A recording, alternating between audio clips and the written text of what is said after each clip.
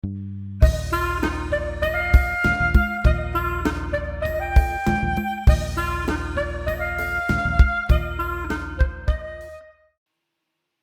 canzone di Orfeo di David Almond, sezione 12-18 anni, Viaggi al limite. Questo libro inizia così. Io sono la sopravvissuta, quella che racconta la storia. Li conoscevo entrambi. So come hanno vissuto e come sono morti.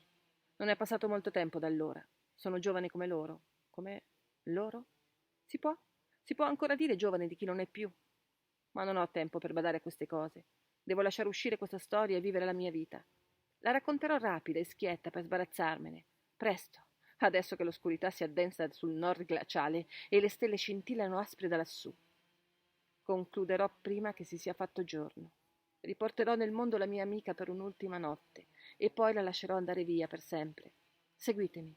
Una parola dopo l'altra, una frase dopo l'altra, una morte dopo l'altra. Non esitate. Avanzate con me nella notte. Non ci vorrà molto. Non voltatevi indietro. Una storia che racconta l'amore, il desiderio, che ci spiega il perché della poesia, della musica, del canto e l'impossibilità di cambiare il destino. Buona lettura da Susi.